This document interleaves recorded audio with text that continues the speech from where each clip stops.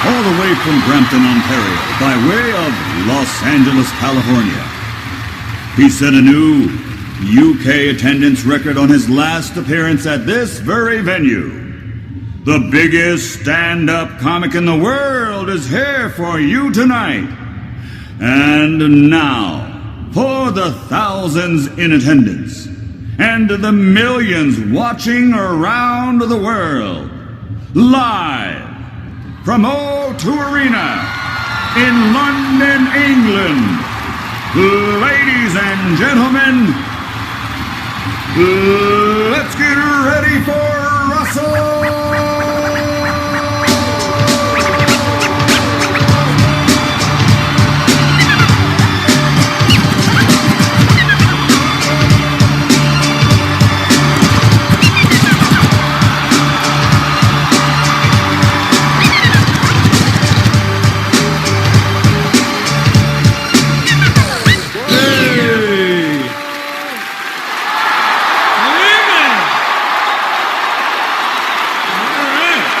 Starting from scratch and DJ Spin Band, ladies and gentlemen.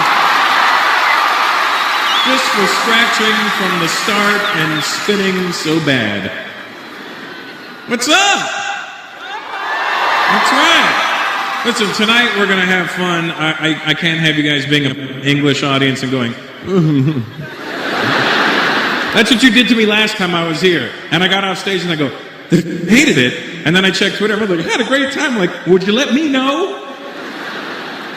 So it's not performance art, it's not West End, this is stand-up live. And, you know, you're going to laugh when you laugh, and you're not going to hold it in and go, maybe I should do this on the way home. I almost crashed on the roundabout. I was pittering about I don't need any of that horse shit.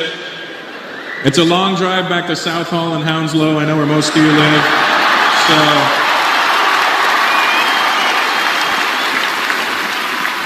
where's the white people at tonight? Where are you? All right, good. I miss you guys.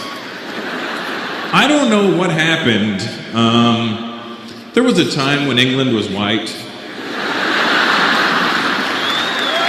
And this used to be the factory that made white people. This was... I miss you, white folks. You know, you really don't. It's like I don't know what the brown people have done to offend you,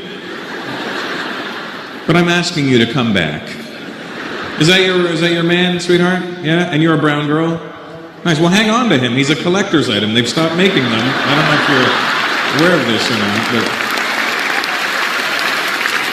White people are on limited release. It's funny because when I was a teenager, I was an angry teenager. I'm sure every teenager is an angry teenager, but I was hanging around the blacks, and you're a little more Afrocentric than the ones I was hanging out with you. I'm not sure if that's a dashiki or an Indian shirt. We're like, fuck it. So I'm hanging around the black guys. I'm a teenager. I'm listening to Public Enemy. I didn't have a reason for this, but I was angry at white people. And when white people would walk past me, I was angrier than my black friends were. White people would walk past me like, fucking white people. And my black friends were like, why are you so angry? I'm like, I don't know. I think I'm just fighting the power. And now as an adult, I realize how ridiculous that behavior was, you know, and it's embarrassing now. But when I see white people now, it's different, you know what I mean? Obviously, I mean, I see the same thing, you know what I mean? But it's different now, you know what I mean? And, whereas it used to be fucking white people, now it's fucking white people. You know, it's more of a rediscovery. England's changed, man. From the time I used to come over here to it now, I remember when I used to come over here, the Indians were the ones where everybody was like, oh, fucking Indians everywhere, mate. Fucking can't go anywhere. Fucking Asian, fucking Stony, fucking bacon Sony, fucking... Remember when everybody had a hard-on for us? And now when I come back to England, even the Indians are like second and third generation now. We get pissed off when we see Polish people now, don't you? I know you do.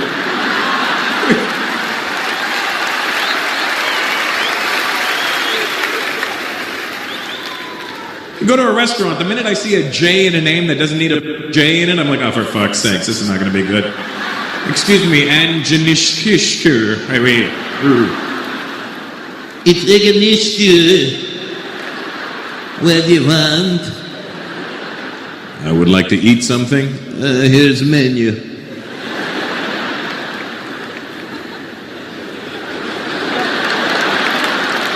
Can I get a Coke? Coca-Cola. We don't have Coke. We have Pepsi.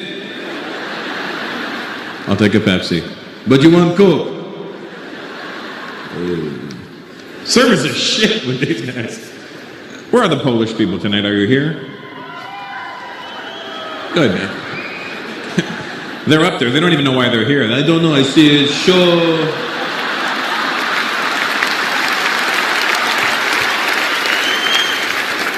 Maybe it's funny, maybe it's not. I don't know. You're Polish, sweetheart? And your boyfriend's Indian? No? You're not Indian? Have you looked in the mirror?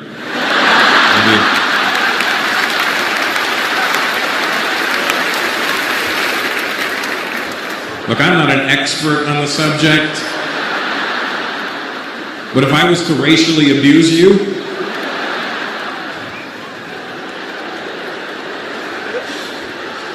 what are you? South African. So Indian. Okay. When you're in South Africa, what do they call you? Oi, fucking coolie, move it. Stinking coolies are walking around everywhere. What part of South Africa? Durban? Chatsworth? Cape Town. Okay, because you're fancy. So your family's Indian from South Africa? Yeah, all of a sudden, huh?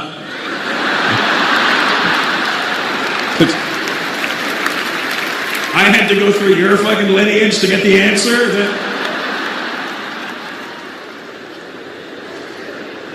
What am I, familytree.com? Get out of here with that shit. Black guy, where's your family from? Senegal. That's Africa. Do they have Indians in Senegal? They've started coming in. They started coming in.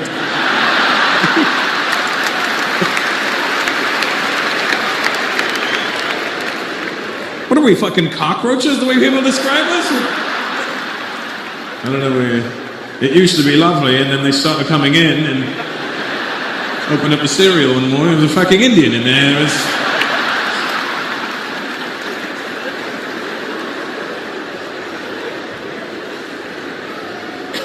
You know that where is he? There he is. There's so many fucking Indians, I couldn't even find you. You see what I mean?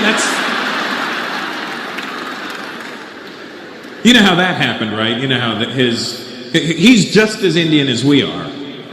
But his forefathers, unlike my forefathers, his forefathers were not fast runners. You see, my forefathers saw the ships coming into the harbor and we went, I'm not getting on that boat. And his forefathers went, hey, look, a boat.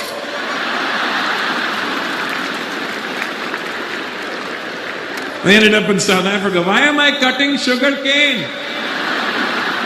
I'm diabetic.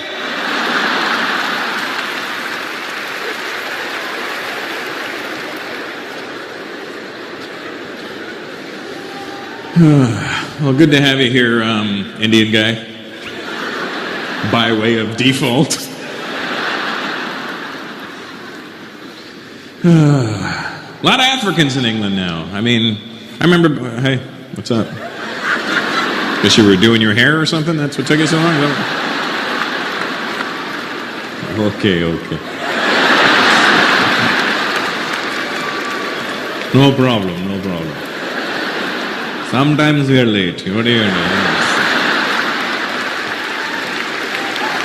On time, not on time. As long as there's time, we don't care.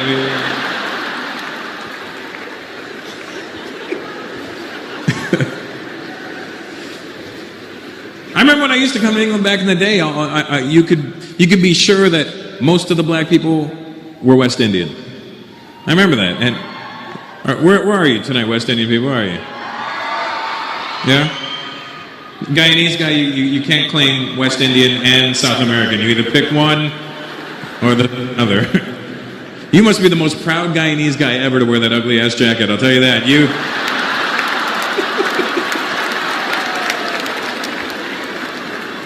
He's Indian too, just for the record.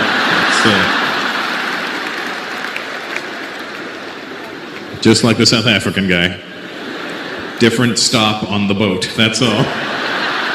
This stop, Guyana. This sounds good. I'm a guy and this is Anna. Let's go.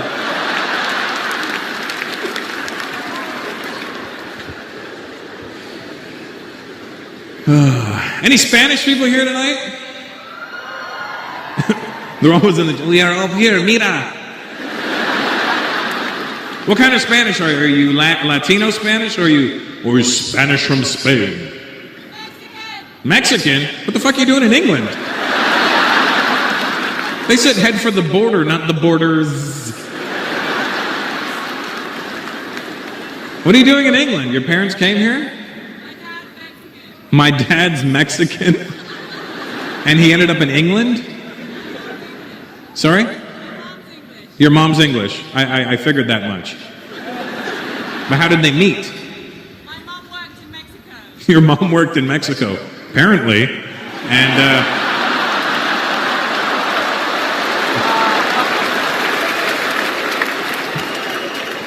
do you speak Spanish at all? I don't have to. You don't have to answer me in Spanish. It's not like you're gonna go un poquito, and I'm gonna go. Not gonna happen. You know what I mean? It just. I live in Los Angeles, so I mean I should know Spanish, and my wife is Latina, so you know I should know at least something, but I don't know shit. You know. I know I like the way Spanish sounds when South American people are speaking it. I like the way it's, I don't understand it, but at least the words are clear to me, you know what I mean? When I hear them speaking, I know when a sentence begins, and I know when it ends, and you can tell by the tone whether it was a question or a statement, you know, sí. Like, I don't know, but fuck yeah, you know. There's languages you don't know, like Chinese, when you hear somebody speaking Cantonese, you don't know whether it was a sentence, a paragraph, a statement. Where are the Chinese people at tonight? I see an Asian, there you are, look at it. You know what I'm talking about. In Cantonese, sometimes they don't even start the sentences at the right volume. It's not like they go, sometimes they turn the volume like up as they're speaking, you know what I mean? Like,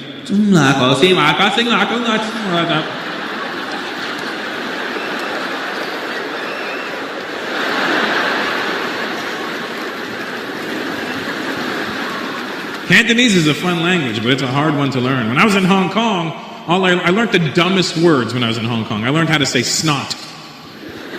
Basie. And the only reason I think I knew that was because I have a big nose, and I was in Hong Kong, and nobody has a big nose there. But when I kept hearing Basie when I'd walk past people, I'm sure they were going, Dong Lao, look at his nose, must have a lot of Basie. That's what I'm sure they were translating. Dong Lao có gì đâu Basie. And then, hard language to learn, though. Do you speak Cantonese? Oh, do, yeah. What's your name? Sorry? V? Just the letter V. Vinny. A V-I. Oh, I'm sorry. His name really is V. But he spells it out, so it's different. What's your last name? Gina.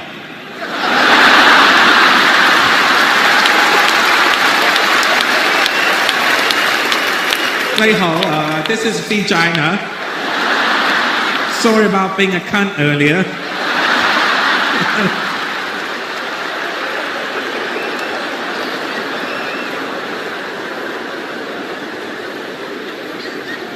Have you been? Is your family from Hong Kong? Oh, they're from Vietnam. Yeah, that's what I thought.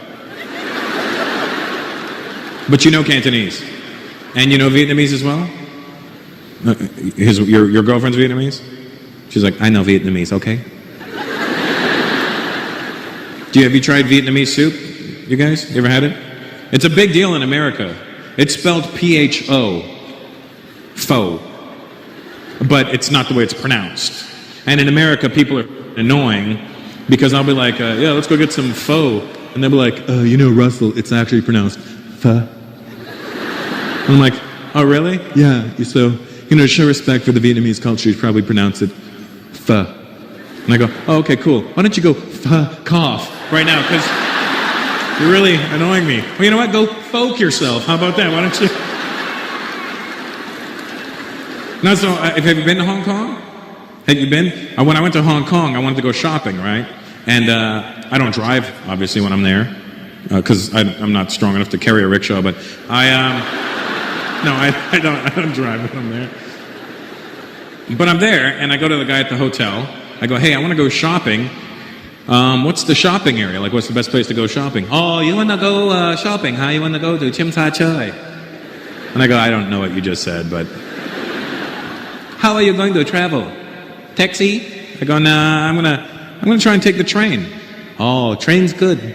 Hong Kong has the best train service. I'm like, that's cool. Is there something I should... What's the stop that I need to get off at? Oh, you want to go over the stop called Tsim Sha Tsui? I go, well, how am I going to know when I'm there? I can't read the fucking symbols. I don't know which chimney and bridge leads me to shopping. Why can't they just have a picture of a person holding a bunch of bags going... I go, so how will I know when I'm there? He goes, okay, so when you're on the train, you must listen. What am I listening for? For a sound.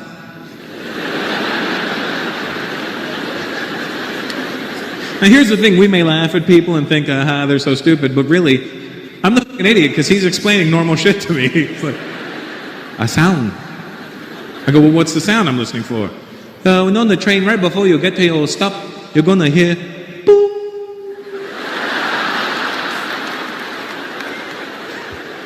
And then what? Then you listen for Tsim Sha Tsui. I go, Tim's bok choy. No. Tsim Sha Tsui.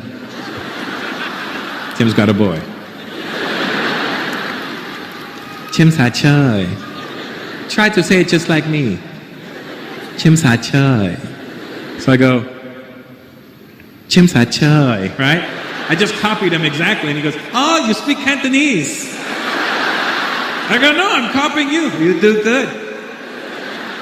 So I'm on the train, right?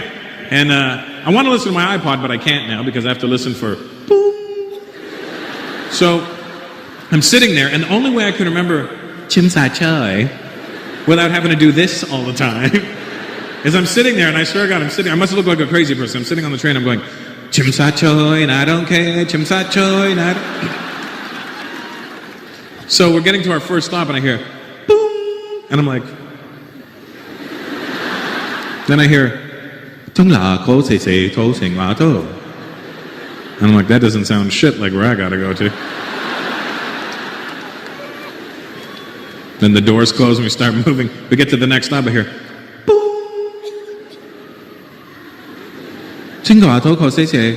Quarry Bay.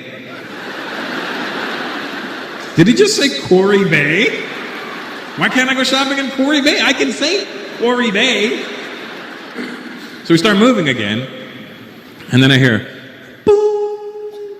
Chim Sa Choi. I swear to God, I must have looked like a lunatic, because the minute I heard Chim Sa Choi, I jumped the fuck out of my seat. I was like, Chim Sa Choi! And I'm sure everybody thought I was there studying. He's a kung fu master. And he's studying it in the shopping district. What's your name, my Chinese friend? Sorry? Wing? Wing. Oh, Wayne. Oh, sorry, my bad, you know. I went with the stereotype on that one, you know, Wayne. Wayne. Wayne? Like as in John Wayne. As in, that's what I thought when I looked at you. I was like, that guy looks like a Wayne. Do you have a Chinese name too, Wayne? Go for it, buddy. What is it? Somewhat? Chim Sa Choi, you think's what it is, yeah? My name is Shopping District. Chinese name is Shopping. What is it? Chung Wing Man. Chung Wing Man. So I wasn't far off when I said wing, was I? Chung Wing Man. What does it mean? Man who likes to eat chicken wings.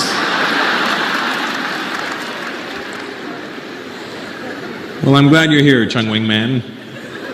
Chung Wing Man does whatever a Chung Wing can.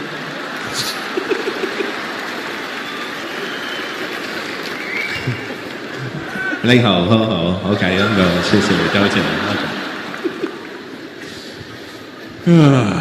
So what I'm trying to say is, with the Spanish language, I have ADD. I get distracted real easy. But what I'm saying about the Spanish, can I get back to that there, Chung Wing Man? The Spanish that the South American people speak, what I'm really trying to say is, I just like the way it sounds. Because the words are clear to me. And the reason I say this is because last year I went to Spain.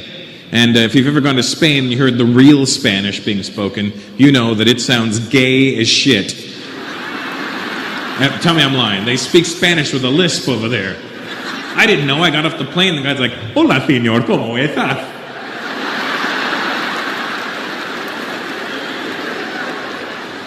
I'm like, seriously, dude? That was a long flight. I'm sure you're a great human being, but I'm not prepared for this right now. I'm going to talk to this guy. Excuse me. Fee? First time in Barcelona?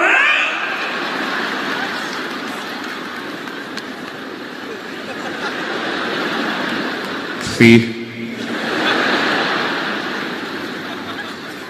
It freaks me out that they all speak Spanish with a lisp over there, and then you go to places like South America and they don't speak Spanish with a lisp at all. And you think they would because the Spanish went to them and made them learn their language. But even they realized how fruity it sounded. Repeat after me. ¿Cómo estás? ¿Cómo estás? Oh, no. Oye. ¿Cómo estás?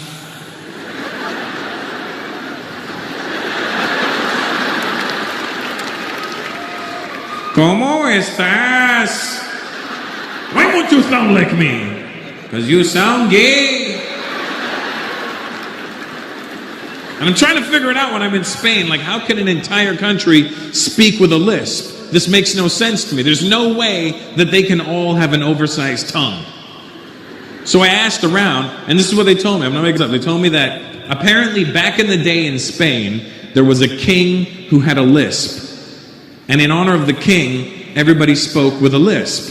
And I'm like, that's the, and it just stuck. I'm like, that's the dumbest story I've ever heard in my life. And then I started thinking about it. Maybe that's what happened to our Indian people. Maybe we sounded like this. And then some king came along, he's like, hello everybody.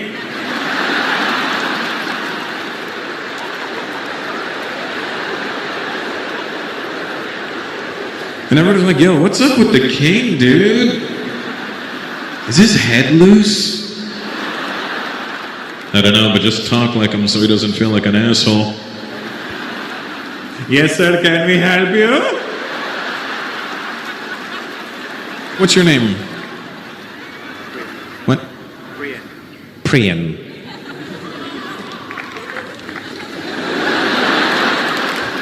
Why do you say it like a dick? Why do you gotta be like, I'm Priyan? Priyan.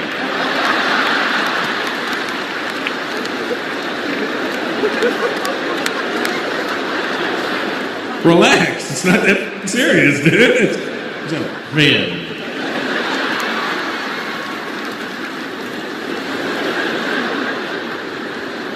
Are you Indian there? Priyan. Have you gone back at all? I was there 2 years ago. I was in Bombay, and I was there. It's not a. We're not going. I'm just telling you I was there. It's not. Bombay wasn't the key word for you to win a prize. It was really the place I was at. I was in Bombay. Here's the trippy part. I was in Bombay 2 years ago, and I was there 1 month before the terror attacks happened. Remember the terror attacks that happened in 2008? Do you know about those, black guy? Not terror attacks, but the ones that happened to my people. Do you know about that? You don't really? You don't? He's like, what happened? You were in Senegal and they don't have fucking news over there?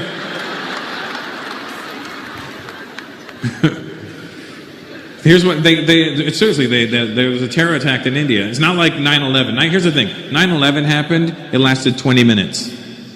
This terror attacks in India, 3 days. Only in India could that happen. They could end up like a cricket match. 3 fucking days. It's like, we shall continue this terror tomorrow.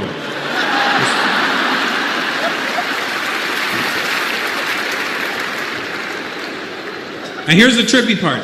I was in the Oberoi Hotel, the first hotel that they took out. I was in that hotel 1 month to the day before the shit happened. And I remember watching it on news back home. I was like, oh my God, I was just there. Did I forget anything? There goes toothpaste I'll never see. But the terrorists have been fucking with India for a long time. They have. They've been, well before 9/11 ever happened, the terrorists have been fucking with India. And here's the messed up part. They keep hitting India, and India doesn't do shit back to anybody. It's like the terrorists hit us and we go, stop it. Don't do it, man.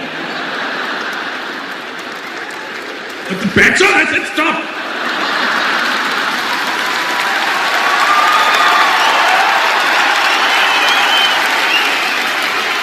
A statue.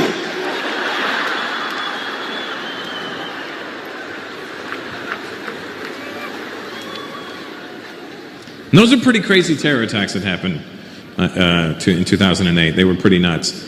Personally, not the worst ones that happened in Bombay. The worst terror attacks, in my personal opinion, happened in 2006. And I'm not basing it off destruction or how many people they killed, which was pretty crazy all on its own, but I'm basing it simply off of the date in which they chose to attack.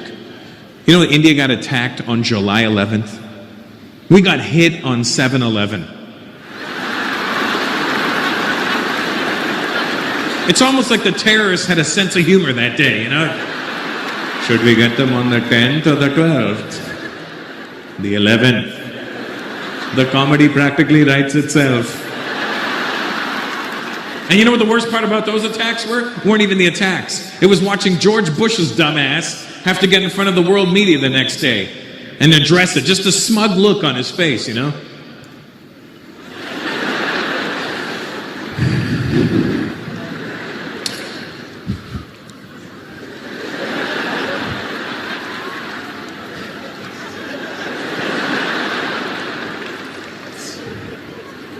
In America, we had our own devastating events of 9/11. And now in India, they have their own 7-Eleven. Shoe! Another shoe! That was easily my favorite event of 2008, was the Iraqi guy who threw shoes at George Bush. Because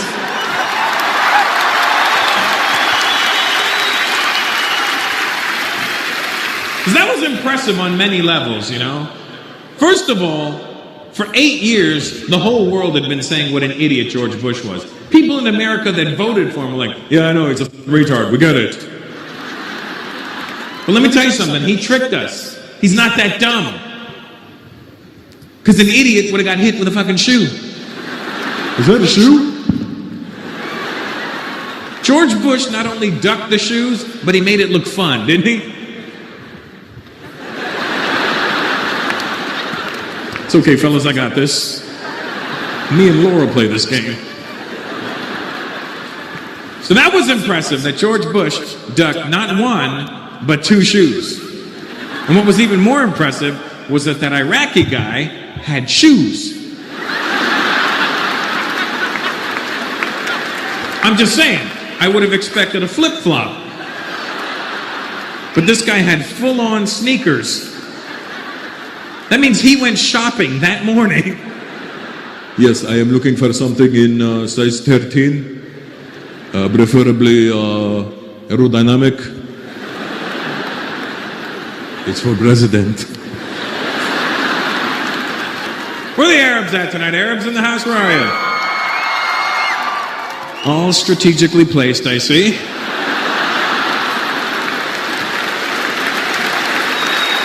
That's no accident, huh? All in the center. If this way we all go boom in the middle over, everything is... What kind of Arab are you, bro? Moroccan? And Iraq? Just Iraq? So not Moroccan.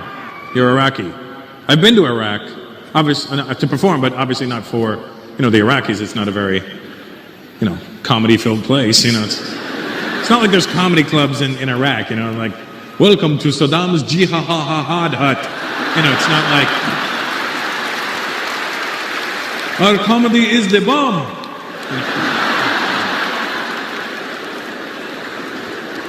Watch us explode with laughter.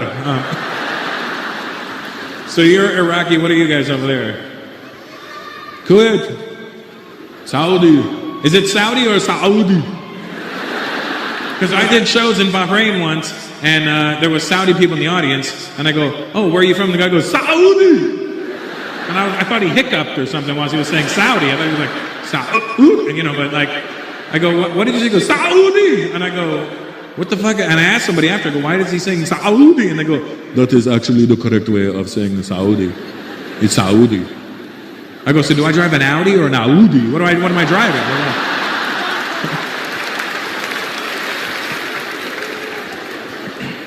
I always have fun in the Middle East. I always have a good time. My white friends, have you gone to the Middle East at all? No, you should go check it out.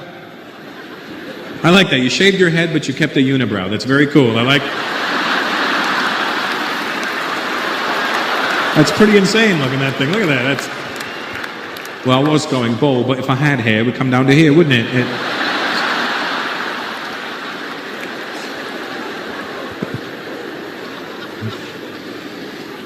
You should go check out the Middle East. It's not at all how the media makes the Middle East seem. You watch the news, especially the North American news, they have some sort of hard-on for the Arabs.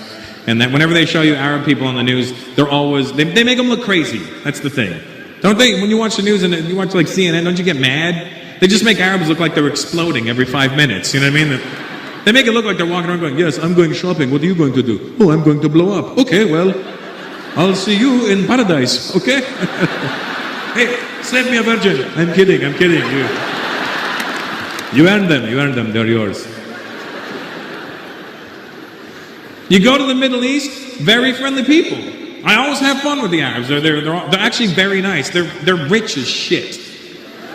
The ones I've seen, and you know what I'm talking about, Saudi guy. He's like, I know I'm very rich. It's okay, but And like Arab rich, brown guy. Arab rich, very different than anybody else's rich. I may be considered American rich. That's cute to Arabs. Like American rich, I have $10 million. Arab rich, I don't know which pants I put the $10 million in. I don't. Oh, maybe in the wash I'll find it one day. Their rich is different. They keep trying to sell us different places on the news too. They'll like shit all over the Middle East, but then they'll keep trying to sell Dubai to us. You know what I mean? You're Indian, right? Yeah. Don't clap for Dubai then, because first of all, they won't let you have citizenship even if you're born there. Second of all, they treat us like shit. Listen, let's be honest. You go to the Middle East, Indians are the Mexicans of the Middle East. That's what we are. We build everything for them over there. All those fancy buildings they have, we built. And I don't know what part of India they went to find these Indians, but I have never seen them before. I've been to India, north, south, east, west, the whole place, and I never saw these Indians. They bought an entire race of Indians that doesn't exist in India anymore. I swear to God, I went to Dubai, I went to a construction site, little Indian, like this big, full-grown men. Not midgets, just short and scrawny. And I was like, where did you find them? We bought all of them. They were very cheap. We took, how much? Give me the whole race, I'll take it. I have something I need built. So, and I'm not making this up. I went to a construction site, a full-on proper construction site with cranes and tractors, and there's these little Indian guys. I swear to God, the guy was wearing a wife beater, a tank top, boxer shorts, flip-flops, and a hard hat. I go, you got a hard hat, where's your steel-toe boots? He goes, you see, we could only have one or the other. I have 10 toes. I only have one head. Protect your head.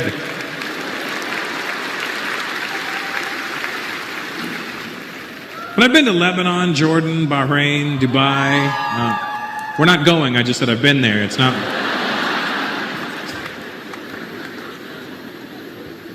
And when you go to the Middle East, I've asked around, why do they think, you want to know why these stereotypes have to come from somewhere. So I'm asking around when I'm in the Middle East, I go, hey, why do they think you're crazy? And everybody said the same thing. You would expect them to go, it's America, they're doing this to us, they make us go crazy. That's not who they blame.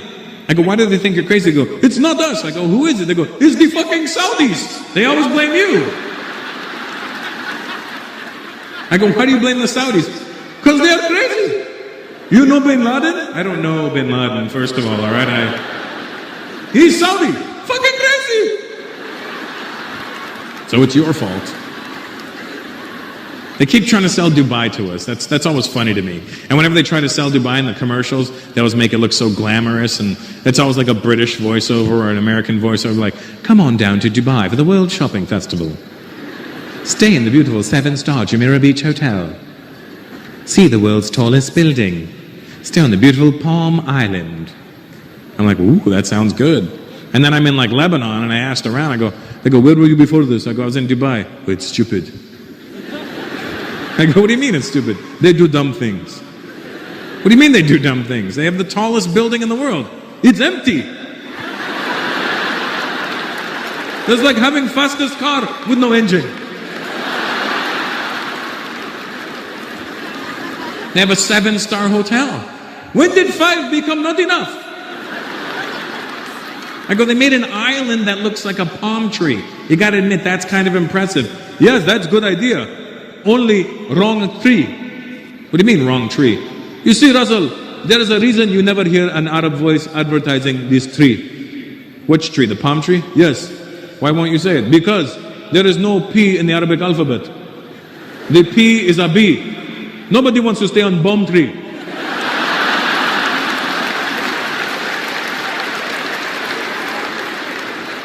Okay, aside from that, isn't that a cool idea? Palm Tree Island? No, it's only good if you are flying over. Then you look down and you go, hey look, bomb tree. But you go to Bomb Tree Island, now you're on the island, you don't see bomb tree anymore. Hey, now I'm on shitty sand barge in the middle of the ocean.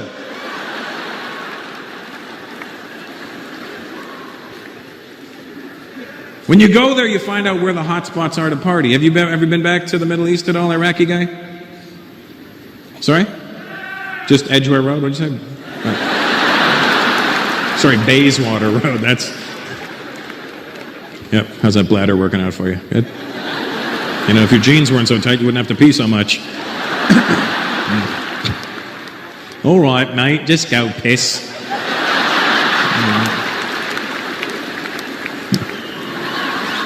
His girlfriend's like, please don't come back, please don't come back. You go to the Middle East, you find out that Lebanon is the place to go. Did you go to Lebanon? That's the party place, isn't it? That's where everybody goes. That's their Vegas. And everybody kept telling me before I went to Lebanon, they were like, oh, Russell, when you go to Lebanon, it's party. It's best party you'll ever have. Best what? Best party. I don't know what a party is, but I'm going to trust you on this one. And let me tell you something. It was the best time I ever had. It was like in Lebanon. It was crazy. Like the shit. Like it's not even like wow. They were just nuts. It was just like a good vibe. It was like a fun time. I remember I did my shows there, and after the shows, these 4 Lebanese dudes roll up and they're like, "Hey, great show, Russell. You want to go party?" I go, "If I have to go party, I will. Thank you." No party. We go to a nightclub. You want to go? I go, "Yeah, sure." 4 Arab fellows whom I've never met before. Let me assist you in my own abduction. So I get in the car with these 4 guys because I'm an idiot, right? I get in the car, but I get stuck in the middle seat in the back, which is even worse. Now, and we start driving to this nightclub, right? And now here's the thing: you put 5 guys in a car, or rather 4 that can speak the same language, and you put 4 guys in a car that are going to a nightclub, and it's going to sound rowdy. Even if you don't understand the language, it's going to sound rowdy because 4 guys gone the way to a nightclub is like, it's going to be off the fucking chain, we're going to get bottle service, there's going to be bitches, bitches, bitches, bitches, and that's all you think. But then you add the fact that they're all speaking Arabic, and they're probably saying the same shit, but if you don't understand it, it sounds fucking aggressive. And I'm in the back seat, and all I hear is,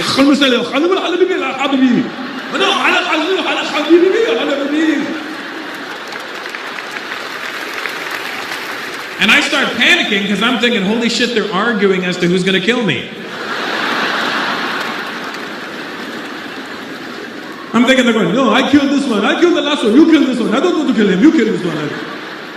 And especially in Lebanon, I don't even think they're speaking Arabic properly. All I keep hearing is Habibi. That's all I keep hearing. No, no, Habibi, Habibi, no, Habibi. Habibi, Habibi. Habibi, I want you to meet my brother Habib. Habib, Habibi, Habibi, Habibi, Habibi, Habibi.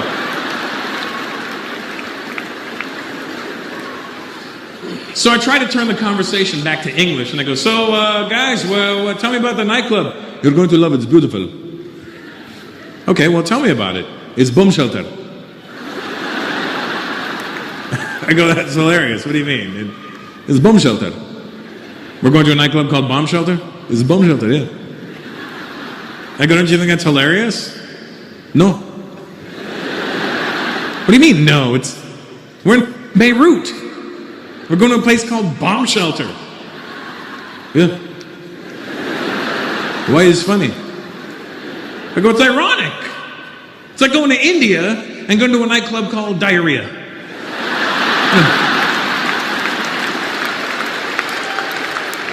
Come on down to Diarrhea. It's the shit. Yes.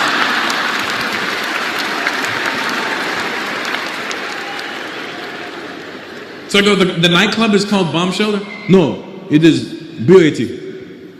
I go, it's boat. No, BOAT. Where I come from, BOAT spells boat. No, it's BO18. BO18? Yes. But it sounds like you're saying BOAT. I know, but that's not what I'm saying. You ask the name, I'm telling you the name. BO18. But locals, we just call it BO. Why? Because everybody thinks we're saying boat otherwise.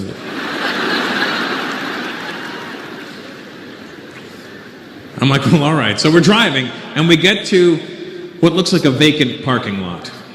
And they go, we're here. And I go, we are where? There is nightclub. I go, no, there is empty parking lot. No, you see that guy? And I look, in the middle parking lot, there's a big Lebanese guy standing there like this. Go to him. And what? He will let you in. Let me in where? The nightclub. I go, why don't we all just go together? No, we're going to bark the car. You're going to do what to the car? We're going to bark. Well, let me bark with you. Fuck it all, howl. So they go, no, it's easier for you because you are not from here. They will let you in, no problem. No what? No problem. And then what about you guys? We will talk, we will get in, we'll meet you inside, don't worry, you go. So I'm like, all right. And then I start panicking again because I'm thinking, holy shit, these guys are going to smoke me when I get out of the car, and then they're going to drive away. They're going to shoot me in the back of the head in the parking lot. So I get out of the car and I bolt. I just gun it towards that guy. And as I'm about here, I realize I'm running right towards the guy that's going to kill me, right? Because why is there just a random guy standing in the middle of the parking lot? And as I get there, I turn on my gangster, right? Because, you know, guys, when we see another dude, especially a bouncer, we don't walk up and go, hey, how's it going? Because you don't want to be the dick, right? So I try to be cool. I roll up and I'm like, yo, what's up? A nightclub around here? I don't know why I turned into a black American guy, but fuck it, I did. You know what I mean? I was like, yeah, Jack, where's it at, motherfucker? Right? So I go, is there a nightclub around here? And the guy just goes like this. And he steps aside, and there was stairs leading into the ground. And I go, down there? And he goes, so I run down the stairs, right?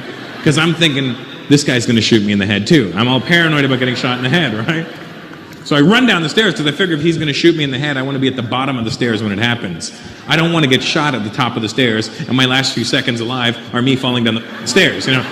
It's bad enough you bam, and then ooh, that's going to suck, right? At least this time I'm at the bottom of the stairs, like bang, and it's like, oh, you know, but... So I run down to the bottom of the stairs, and I look back up, and the guy just does this. So I get to the bottom of the stairs, and I take a step, and there's another guy standing there. And I'm like, dude, is there a nightclub around here somewhere? And the guy steps aside, and there's a door behind him. Now, usually, when you're standing outside a nightclub, you can hear something. You hear at least... I don't hear shit. I just hear crickets, little Lebanese crickets.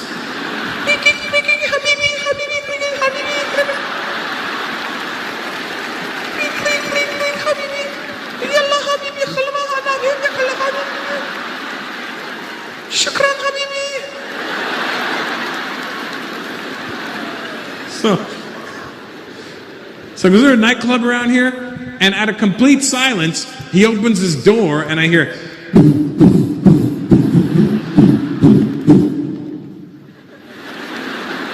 And I go inside this place, it's a fucking bomb shelter. Let me tell you something. It's not a club that they designed to look like a bomb shelter. It's not like they took the O2 Arena and went, tonight we're going to make a bomb shelter motif. No, it is a bomb shelter.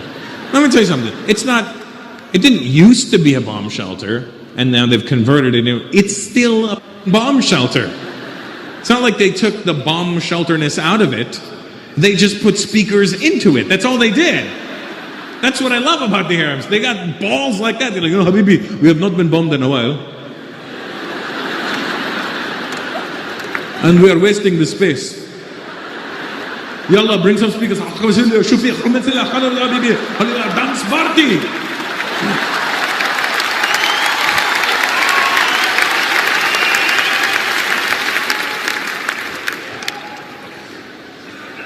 Okay, buddy, I know my name. See, those pauses are called timing, not retard timing. It's called pacing, Chico. How are you doing there, Brian? You look mixed. What's your mix, buddy? Both of my parents are mixed. Both of your parents are mixed? So your whole family looks like you? So both your parents are mixed with what? Why is this so confusing for you? You just... I don't know. I just know they're mixed. Okay, what's your mom? She's Zimbabwe. She's from Zimbabwe. And your father is from Zimbabwe.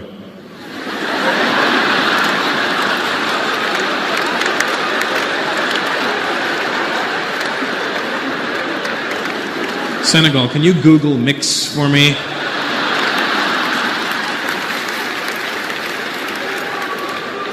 That just sounds like 2 parts Zimbabwe.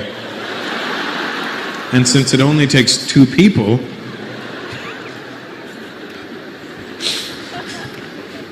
hey, Senegal, what is your name anyway?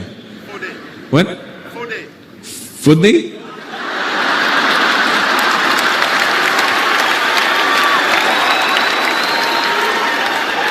That is fantastic! That big guy was saying, "Oi, Fudli khana, oi."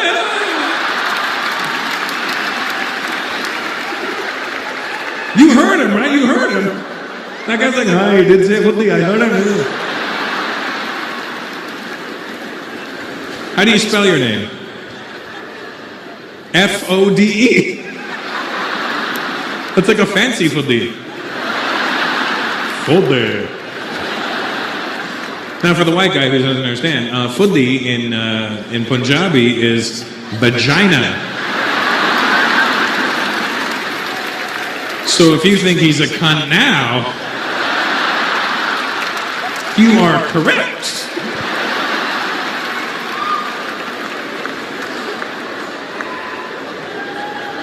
You are a big black Fudli, is what you are.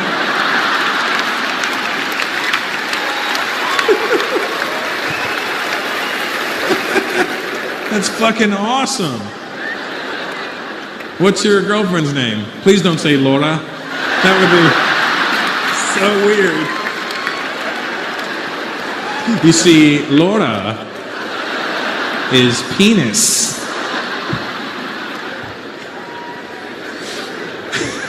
And you would go together so well, you know what I mean? But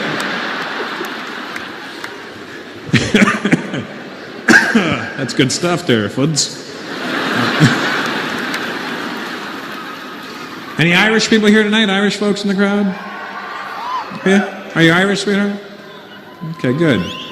I like the Irish. I've been there a lot of times. I've been there a lot of times. Many times. What part of Ireland is your family from? County Mayo. Like mayonnaise? But just without the nays. It's County Mayo. Why is it called County Mayo? Because we're all very white there. County tomato sauce is next door. They're very sunburnt over there. I like Ireland. You know, here's the thing: in America, everybody claims to be Irish. Every white person in America says they're Irish. I was in Boston. If you ever go to Boston, it'll freak you out. Everybody in Boston thinks they're Irish. I'm there. I'm like, "What are you, man?" He goes, "Fucking Irish." I go, "Oh, cool. What part?" "Boston." I forgot about that bridge they built, yeah. Your parents from Ireland? Nah, Boston. Grandparents, Boston. Great-grandparents, Boston. When the fuck were you Irish? They always claim to be Irish, but they're not Irish. And I've been to Ireland about 13 times. If you haven't gone, I don't know why you haven't gone. It's right there. You can jump on EasyJet for like 10 pounds and fly to Ireland. Brown people, you need to go to Ireland because we're exotic over there. The Irish hate it when Americans go back there and tell them they're Irish. That's my favorite thing to watch. "How you doing? I'm Irish." "You're not fucking Irish. You're a fucking cunt."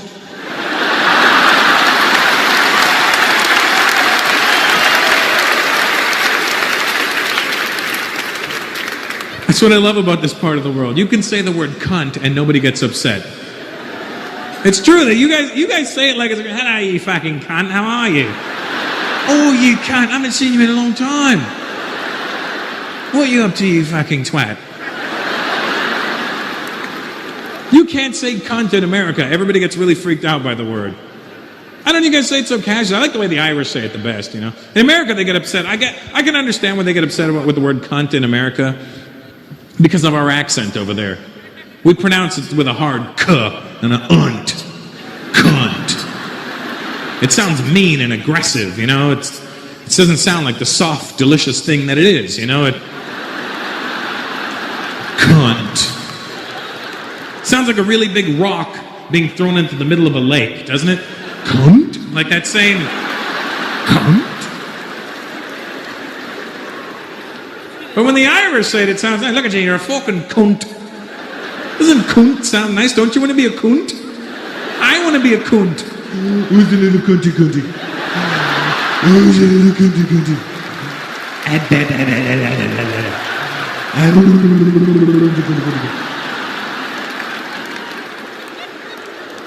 What are you doing? I'm taking my wee cunt for a walk. Can I pet your cunt? Don't touch my cunt, he has teeth, he bites. I love the Irish. They swear more than any human beings on the planet. I remember I did shows in Belfast, Northern Ireland one time. I got off stage, this dude walks up and goes, hey, you're fucking brilliant tonight. You were great fucking crack. You were fucking crack on. Fuck you, you ugly fucking cunt. You were fucking shy. Fuck off. Fuckity fuck. Fucker fucky. Oh Mally. Oh Sullivan. Tricks and Baileys. Fuck fuck. Fuckity fucker. Fucky fucky make a fuckery. Hey, fuck yay.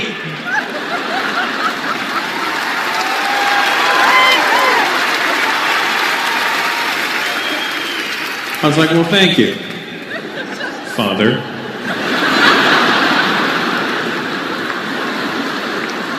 I'll see you on Sunday. They are physically the whitest people on the planet, though. Like you're a pretty white guy, sir. Don't get it twisted. But you over there, easily Indian. You know what I mean? Because they are really like. Here's how white they are. I'm not making this up. I was flying to Galway one time on my favorite airline, Aer Lingus. Not for any other reason, but I just like the name, Aer Lingus. You know what kind of marketing you could do with Aer Lingus? Coffee, tea, or you know, just fly with Aer Lingus. We go down, but we don't go down.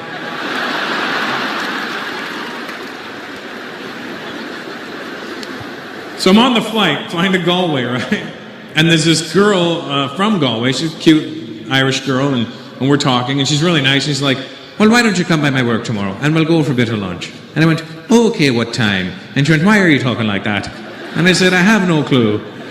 And she says, well, stop it, you sound like a fucking cunt. So I go to her work the next day, and I'm making this up. I walk into her work, and I go, hi, is Catherine here? This is how white they are. The lady goes, just a second, love. Catherine? There's a black guy here looking for you. I'm like, where? Where's the black guy? I want to see the black guy in Ireland. Turns out I'm the black guy in Ireland.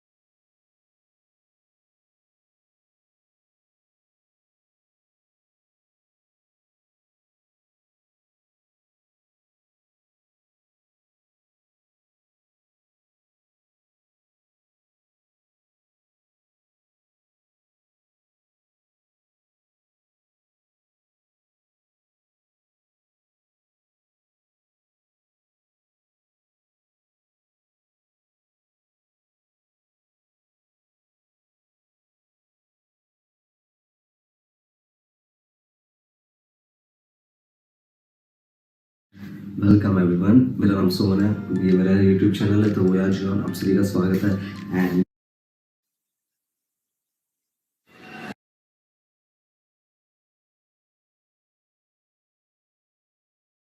Ireland. I was like, you know what? I could be black for a day. Sure, why not? You know,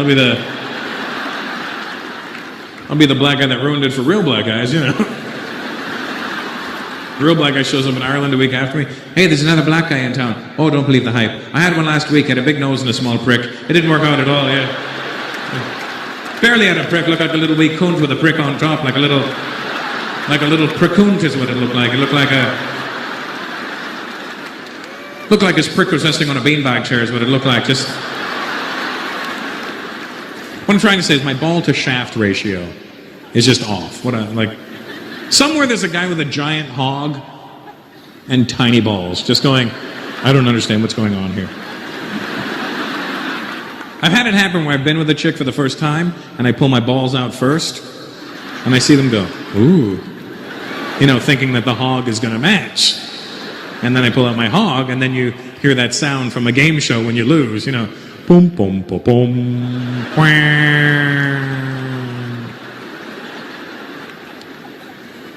Any Filipinos in the house tonight? Nice.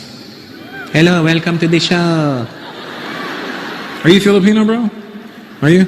Why didn't you make any noise? Like, because you can see that I'm here. I don't have to make noise. If you can see me, you know I'm here. What's your name? What? Bob? Bart?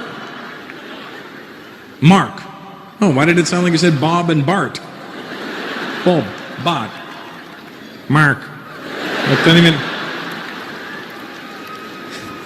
Ma, Bob, Bob, Bob. Are you doing chicken impressions right now? Bob, Mark, Bob.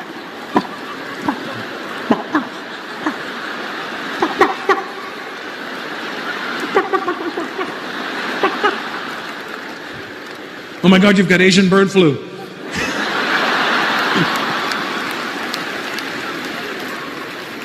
Have you been to the Philippines, Mark? It's nice there. I had a great time when I was there. I like the people. They're very sweet. Don't you notice that when you're there? Everybody sings to you. Hello, sir. Good morning, sir. Thank you, sir. Don't touch my puwet, sir. Saudi guy, you know what I'm talking about. You own a few Filipinos back home. Don't act like I'm even making that shit up. How many Filipinos in your house when you grew up? How many Filipinos did you have? 2. You see what I'm saying? He was like, I do. I had 2. They were very nice people, though. I have no disregard for the Filipinos. For the what Filipinos?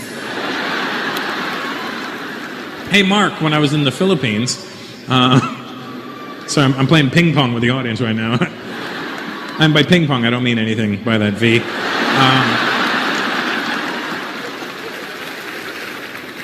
When I was in the Philippines, it was really cool. We were driving from the hotel from the airport to the hotel in Manila, and we're all in this big van. And there was a lady in the front seat of the van. She was from the Philippines, and she was in charge of our group. Anyway, we're driving, and I'm looking out the window, and we're not moving very fast. And we actually stopped moving. But I didn't notice because I'd never been to the Philippines, and I'm just looking out the window. And the second we stopped moving, the lady in the front seat turns to us and goes, "Oh my gut." And I look at my brother and I go, "What's wrong with her stomach?" She's experiencing some sort of abdominal discomfort. She just yelled out, "Oh my gut." So I go, "What's wrong?" And she goes, "Look at all the tropics." And I go, "I know, I love the tropics. It's beautiful, yeah." "Not the tropics, the tropics." I go, "No, I get it. Humidity, palm trees, oh, tropics." "Not tropics. Look at all the cars on the road." "Oh, cars, traffic." "What's wrong with your gut?"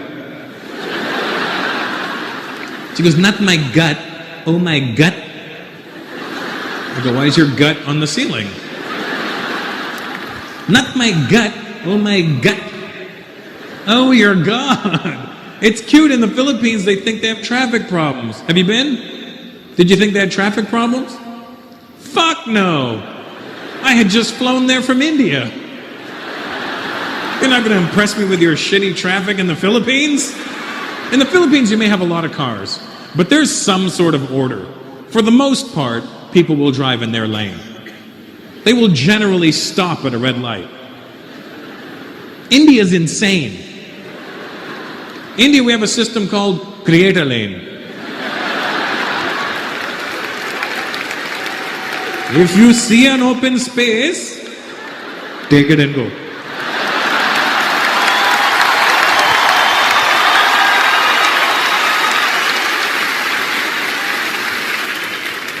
Traffic never stops in India, never. And it's not like we don't have red lights. We have red lights, and they mean the exact same thing. But I don't know what Indians are thinking when they're driving and they see the giant red light in the sky. If they're like, look at that woman's forehead, she's huge. And they just keep going. But traffic never stops in India. Did you notice that? Brown?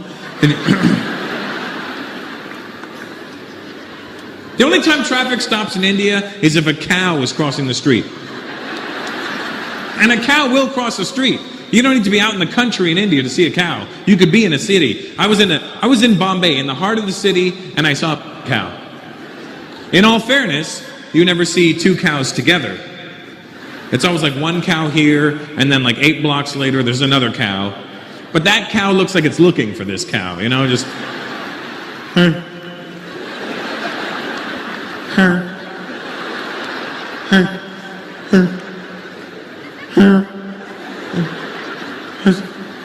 Anybody see my cousin? And the cows in India are skinny as shit. They're skinny. That's why we don't eat beef. It has nothing to do with religion. It has to do with common sense. There's no beef on the cow. You don't think Indian guys sit around going, man, I really want a steak. From what? That. That's not a cow. That's a swollen goat.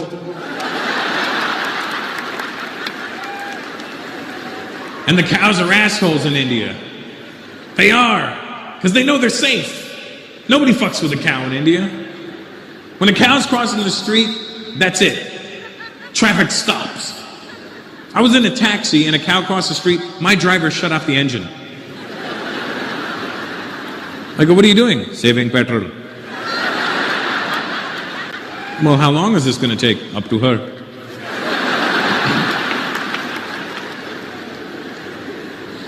The cows know they're safe. Nobody honks their horn at them. Nobody pushes them. Nobody's like, come on, cow, move. Cows know they're safe. They just walk slow. They stop and look at traffic.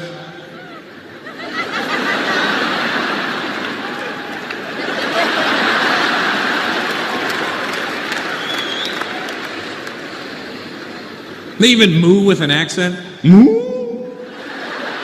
Oh, moo.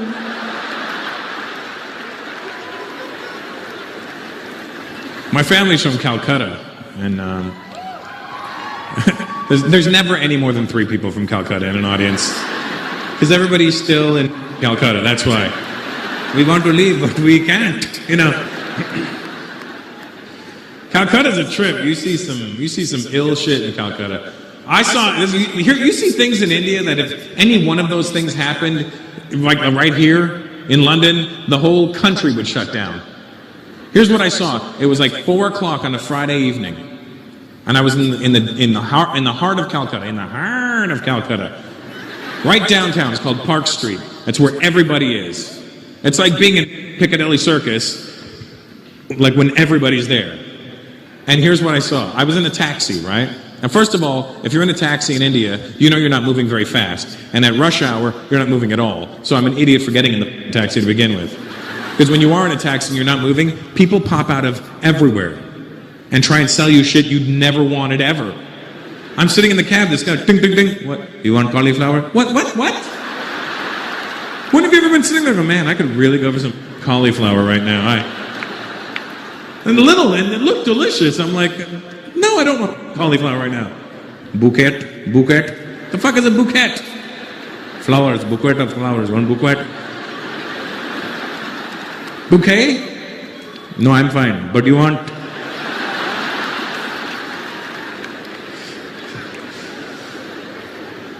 So we're in traffic, and I look on the sidewalk, right? Now let me explain something to you. The road's packed. Cars are going in every direction imaginable. People are crossing, and I look on the sidewalk. The sidewalk is packed like this. Only people are going in every direction. And I see a fucking horse. I mean, a full-size horse walking down the sidewalk. Now let me explain something. There was nobody leading this horse. It wasn't like, come on, Fluffy, let's go home. The horse didn't have a saddle on to suggest maybe somebody was riding it and they fell off. This was just a white horse walking through, like walking right here, like through the middle of you guys. And it was walking like it knew where it was going. It wasn't panicking. It wasn't, like if a horse like that was seen in the middle, in the heart of downtown London, and you saw a horse walking, the horse would be panicking. The people would go, oh my God, a crazy horse. Even the horse was like, people, or whatever horses say when they're freaking out, right? And this horse was walking like it knew where it was going. It was just like, and nobody's worried about this horse. People are literally walking past the horse like this. The stupid horse is here every day. Your mother's a jackass!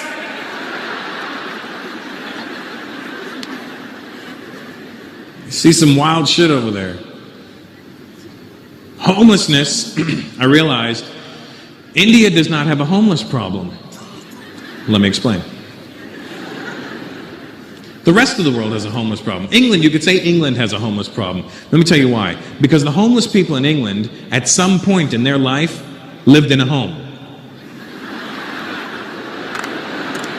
Now they no longer have a home, therefore they are actually homeless. India has generations of homeless people. They're so homeless, they don't even know what the fuck homeless is. I saw a dude sitting on the sidewalk. I go, hey man, are you homeless? He goes, no. I go, where do you live? Right here. Where does your family live? Here, here, and here. Could you please get out of my living room? I'm trying to watch the cow cross the street. A lot of poverty in India. Did you notice that there? But here's the thing about the poverty in India. It's pretty extreme. However, the poor people in India are a different breed of poor people. They're not dangerous. They're not angry that they're poor. It's kind of like a beautiful poverty they have over there. In that the people, like you can walk through a poor neighborhood in India with your watch on and nobody's going to try and take your shit. Because they're hungry. They don't want to know how long they've been hungry for. Give me your watch. It's been 17 hours. The poor people in India have a different mentality. They don't look at you and go, one day I will have your shit. They don't do that. They kind of accept it and figure in the next life it may get better. And they know that no matter how shit their life is right now, there's somebody in a worse position right beside them. Like I saw a little kid running around with no shoes. I go, hey man, you got no shoes? He goes, that's okay, that guy's got no feet. Hey man, you got no feet! That's okay, that guy's got no legs. Till finally I reached a stump with a head and he's like, this is it. This is as bad as it gets, but at least I have my health. Could you please pick me up? Here comes the horse.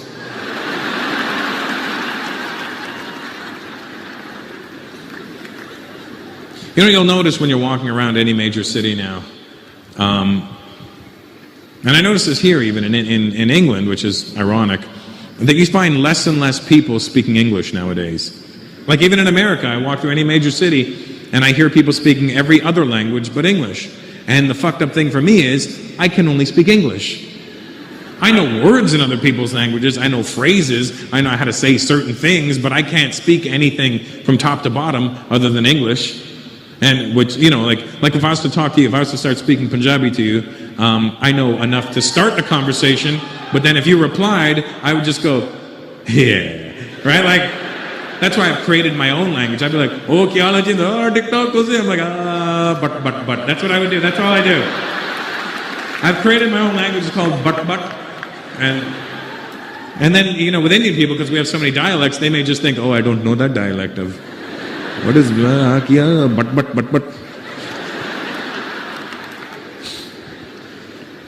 What I like to do is I like to listen to people speak another language, and then I play this game where I try to figure out what language it is. But to fuck with them in the meantime, I stare at them every now and then and smile like I know what they're saying. You should see how paranoid people get. I'm sitting at this cafe, there's these people behind me, and all I hear is, and I look at them and I go, and they were like, we must move. This man speaks Latvian. Damn you, Rosetta Stone.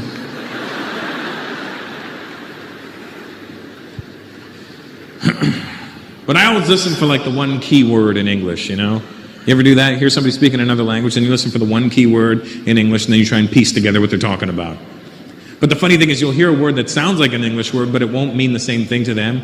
Like you'll be like, shopping mall. And you're like, they're going to a shopping mall.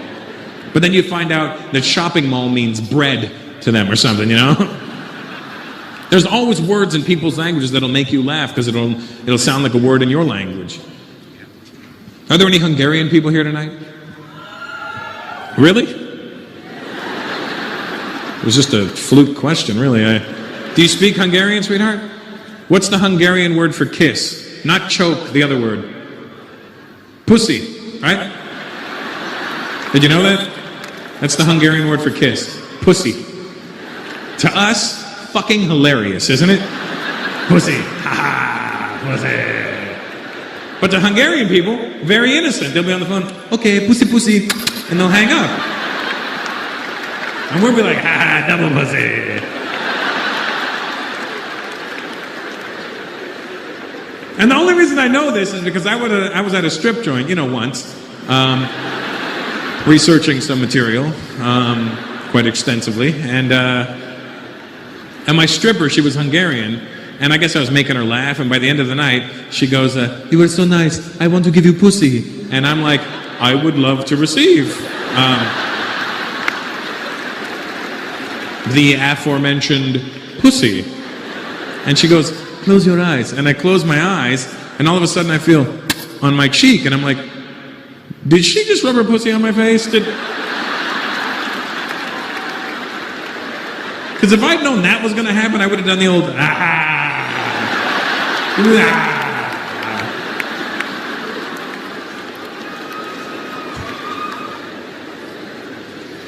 But you'll always hear words in people's languages that remind you of words you know. Like when I was in the Philippines, I forgot that I knew the Filipino word for tits, which is susu. Now, susu just sounds funny in English, but it's even funnier for Indian people because susu is what we say to a little kid who has to go to the bathroom. What's the matter? You have to go susu. You have to go susu. Go susu, nicely go nicely go susu. But I forgot in the Philippines that it meant tits, and when I was there, I met this chick, and she's like, so, do you want to see my susu? And I'm like, no! Flush it! Oh my God, you're so kinky.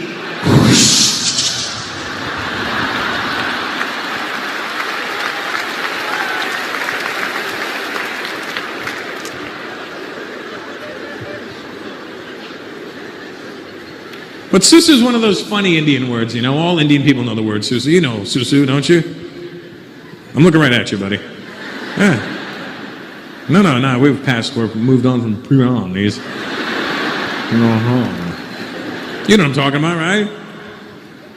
Here's the funny thing about the word susu, is that to Indian people it's pee, and to Filipino people it's tits, and in Malaysia, susu is milk.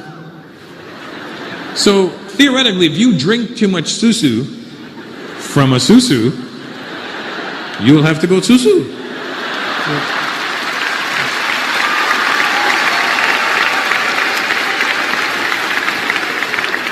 But susu is a funny Indian word because all Indian people know the word susu. And let me tell you something, here's the fucked up part about it. It's not a real word. You can't write it, there's no script for susu. But Indians make up words all the time. They end up in our vernacular forever. Susu's one of those words because Indians make up words based on the sounds they hear. That's where Susu came from. What's he doing? Susu. Ah, Susu. There's all kinds of words that are made up that we all know. What's the Indian word for firecracker? Fataka. See, that's not a fucking word. That's the noise they make. Fataka. That's it. That's the noise. If my mom sees two people whispering, she'll go, "Look, son, they're doing kuspus." The hell is kuspus? You know, kuspus, kuspus, kuspus, kuspus, kuspus.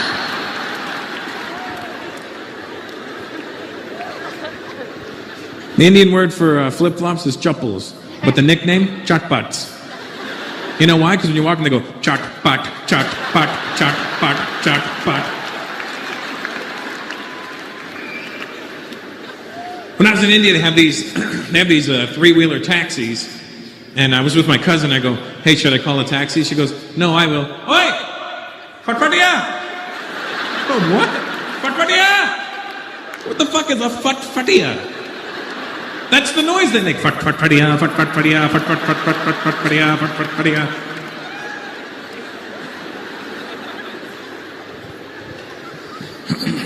Why is it we can all hear the same sounds, but ethnically we can't describe it the same way? We can't. You ever see, if I ever have something I need to know the answer, like if there was a situation, and say there was a fight that broke out, and I wanted to know what happened, I would have to ask a white guy. Because a white guy's the only one who'll describe it properly. What happened? Oh my God, dude, this guy rolled up, he started talking shit, and the other guy hit him. It was over. You ask an Indian guy the same question, I don't know what fucking noise he heard. What happened? This guy came up, blah, blah, blah, and then fuck, he hit him with this.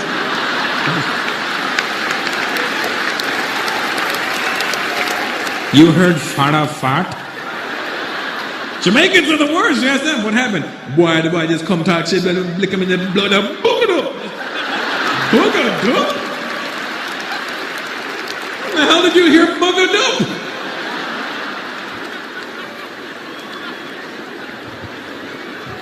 You went to the bathroom just now, right? You went to the... What is your name?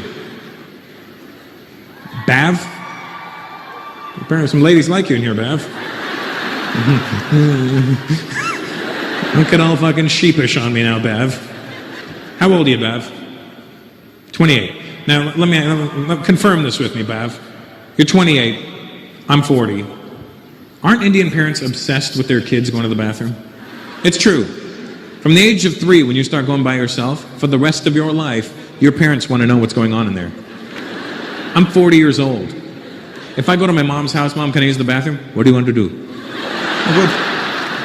Whatever I want to do, I can do it myself. You cannot go to the bathroom around your parents. Indian parents, they want to know. There's always like they want to know before you go in. There's like the pre-game interview. And then there's like the post-show press conference when you come out. I remember 5 years old, I go to my dad, "Dad, I got to go to the bathroom." He goes, okay. Big job or small job? What? Big job or small job? I don't know, I got a shit. Big job. Go nicely, go nicely, go. They always tell you to go nicely. What the fuck is go nicely? When have you ever been sitting there and just not gone nicely? You know, you're sitting there and all of a sudden you go, "Oh my God, I want a hammer dance." And then your dad comes in, "You didn't go nicely." I come out of the bathroom, I'm 5 years old, my dad goes, "How was it?" "How was what? You went bathroom? Was it healthy?" I'm 5. I'm not a shit expert. It was 8 pounds, 6 ounces. You're a grandpoo. I have this theory. Tell me if you agree with this theory. How old are you there, boss? 42. 42? Really? What the fuck happened? You're 2 years older than me. How did our lives waver so far apart? What happened? When did you give up? That's what I want to know. Okay, tell me if you agree with this theory, all right? Please don't say you're younger than him. That'll really ruin the... Here's my theory, all right? Tell me what you think of this theory. Say we all live till we're 80, right? Let's just say we all live till we're 80. I have a theory that in your 80 years on this planet, you will have a minimum of 5 really great shits. Now let me explain. When I say great shits, I mean the kind that you fondly recall later in life. Not the kind where you sit around and go, oh my God, remember the time I blew up the bathroom? Not those. And by blow up the bathroom, my Arab friends, I don't mean kaboom. I mean,